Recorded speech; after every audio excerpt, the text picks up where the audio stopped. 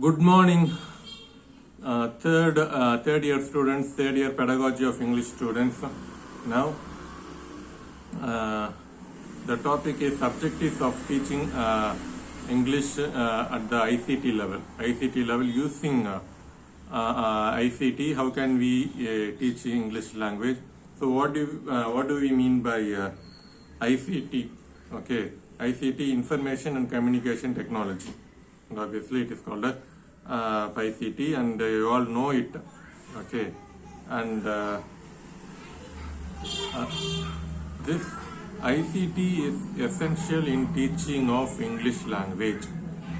Okay, this ICT is essential in teaching of English language, and English teachers should know and how to use ICT in teaching of English. Okay, and let's say any technology when we use in teaching of English, that is said to be ICT. Okay, maybe a working model, overhead projector, and PowerPoint, PPT, and television, radio, speaker, internet, mobile, everything is said to be ICT. Okay, and as far as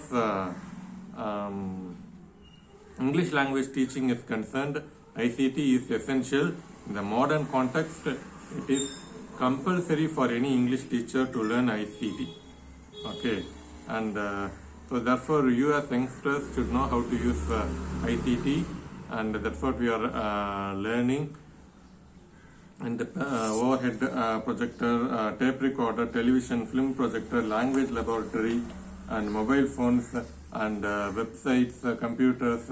So everything is said to be ICT. Okay, we have to use, we have to know all this technology and use it in the teaching of English language.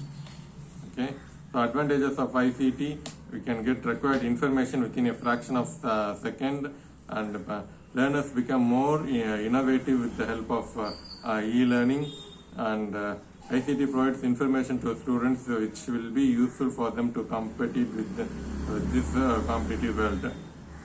And fourth point, English lessons that incorporate multimedia applications can exert a powerful motivation and provide both students with exciting new ways to learn. And so because of ICT, all the information could be got within a fraction of a second, and very difficult abstract ideas could be easily thought, and the learning experience, the enjoyment of learning is improved because of ICT. Students can learn independently, and ICT makes students and teachers to work with current authentic sources, so the updated knowledge is also improved, and students can learn independently with ICT pictorial description available. Let's say jump. Okay, for the primary level, when we show the picture, students can easily understand. Okay, abstract ideas and everything could be easily taught to students using the ICT. Okay, and now the disadvantages. However ICT is used, teachers' help is necessary. We cannot completely depend on ICT alone. Okay, so that is a kind of a disadvantage, and we need money. Okay, so it is now it is compulsory that each and every school should have an ICT lab. There should be a room where all the ICT, let's say PowerPoint, television, radio, and language lab, everything should be provided for, and often students should be taken to ICT lab. So this is a government rule, compulsorily government schools or government colleges, private schools or private colleges. This is essential for the for any educational institution. But the problem is it cannot be implemented in each classroom. Even in our college, we have one ICT lab. So in each and every classroom, we do not have the technology. So in all the classrooms we have only blackboard and we don't have any other technology. Okay, so it money cost efficiency matters a lot. So this is a disadvantage, and the role of teacher is minimum. The real direct teachers face-to-face interaction is limited in case of ICT lab. So there are lots of practical difficulties when we use ICT lab. Okay, so this is about ICT.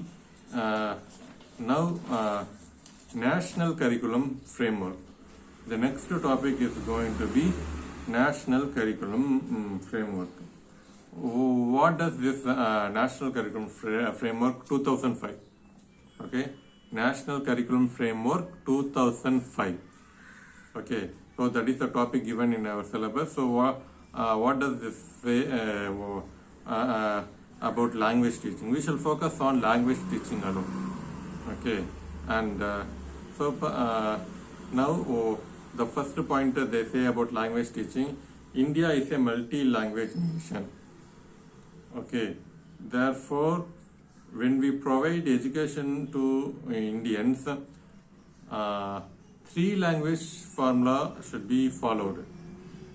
Okay, 3-language formula should be followed. Why? Because it is important for any individual, any Indian to learn. It is the right, each and every Indian's the right to learn their own mother tongue. Okay, therefore, Indian education system should provide every Indian's mother tongue should be taught. Okay, though that could be learnt, especially the speaking skill is easily learnt at the home itself. Yet their own culture, how to read and write, and how to master our own mother tongue.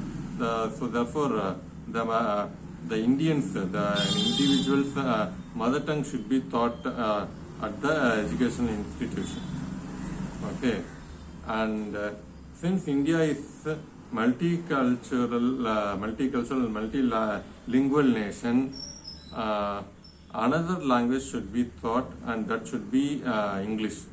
So English is his second language, and in the modern competitive world, and since the British ruled for more than 200 years, it is impossible to avoid English language. Okay, and so it is impossible to avoid English language. Therefore, English should be taught as second language. Okay, and the third language, which Tamil Nadu doesn't follow. The reason is that India is a multi-lingual nation, and in order to promote regional language, let's say each and every individual learn their own mother tongue, that is essential. English is also essential. At the same time, as an Indian language, as an Indian, we have to learn another Indian language. It is duty or responsibility of any Indian. Simply learning mother tongue and simply learning the mother tongue and English alone will not help. Indian languages, it is a responsibility of Indian and Indian government to promote Indian languages, and that too, most importantly, Indian should learn. Okay, when this is the situation, third language we have to learn another language. Okay, and so that's what National Curriculum Framework says about language learning, and other points are all going to be the same point, and what is given here is this. So first language, that is their mother tongue, that could be learnt at the home level, but at the same time, Indian government, Indian education system cannot be satisfied by that. In a formal way, an Indian's mother tongue should be taught at the school level. So English is also necessary. So to teach English language, proper motivation should be provided, and the necessity of learning the English language should be taught to the students, and in a proper way English language should be taught. Okay, and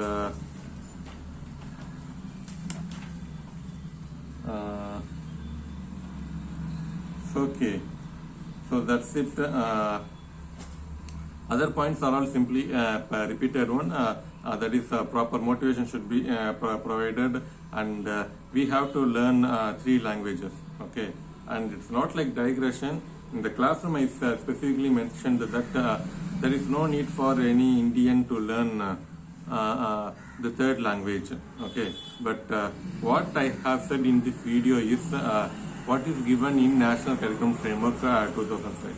There they argued that it is essential for any individual to learn 3 languages.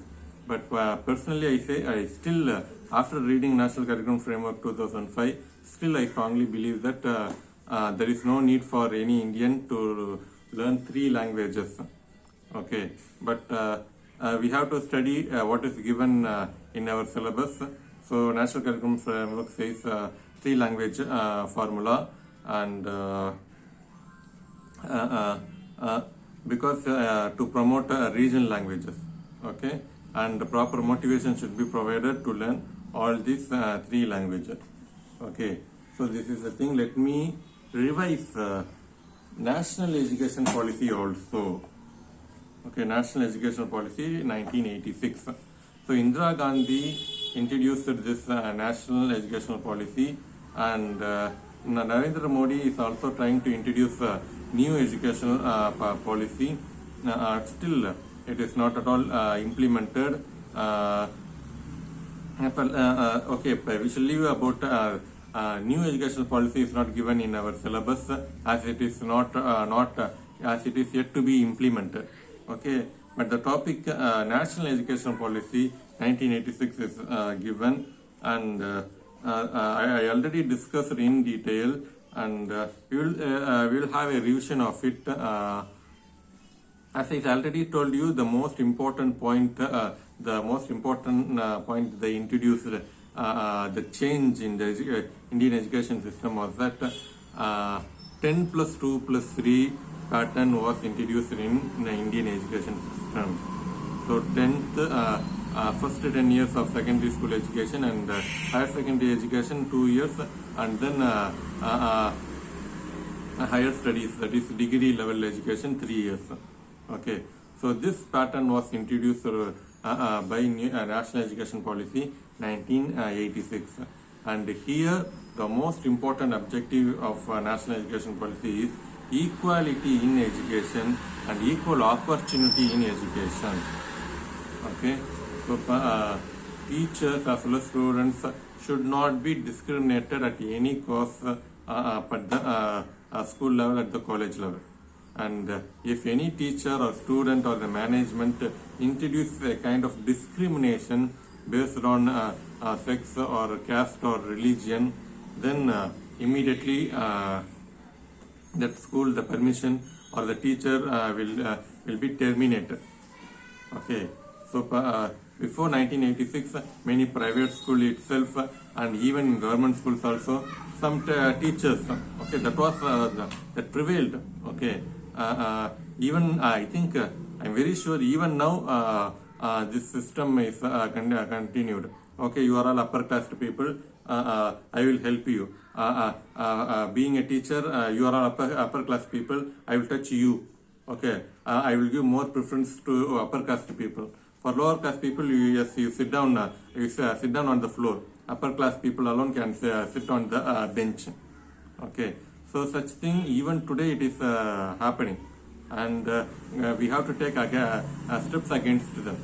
Okay, so proper law is framed, and each and every student have the right. They cannot be discriminated based on sex, caste and religion. Okay, so this is introduced in a stricter way, and equal opportunity, they cannot be the fees. Okay, so let's say technically speaking, say for example, if one of you, Okay, say for X is studying up in your class, that X always fails in the university examination, then the management, the principal or father, they have the right to give you TC. Okay, and this is they have the right. But in case, let's say, when you do not pay the fees, okay, they do not. Okay, you do not have the. You do not pay the fees. Let me give you TC.